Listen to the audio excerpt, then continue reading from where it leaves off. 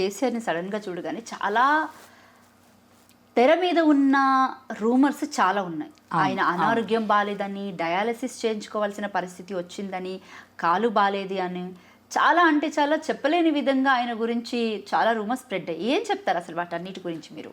వాళ్ళకు కూడా ఒక కర్మ అని ఒకటి ఉంటుంది, చెప్పు తీసుకొని కొట్టాలి అట్లాంటి వాళ్ళు మాట్లాడేటోళ్ళను. ఎందుకంటే నేను చూసిన తర్వాత ఎంత ఎంత బాగున్నారు సార్, ఎంత ఆరోగ్యంగా ఉన్నారు.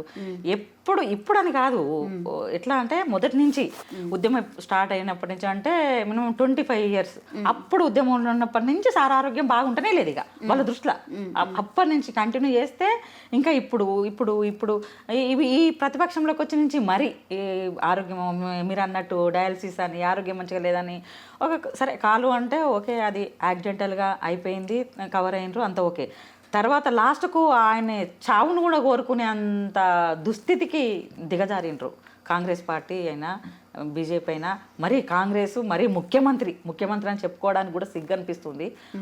సంస్కారం లేని రేవంత్ రెడ్డి ప్రతిపక్ష నాయకుని కేసీఆర్ గారు తెలంగాణ తెచ్చిన ఒక నాయకుడిని చావు కోరుకునే దుస్థితికి దిగజారిండంటే ఆయన ఏం మనస్తత్వం ఏందో, ఆయనది ఏందో మాకు అర్థం కాకుంటున్నది. కాకపోతే నిన్న చూసిన తర్వాతనన్నా తెలంగాణ ప్రజలకు అందరికి అర్థమైందని నేను అనుకుంటున్నా.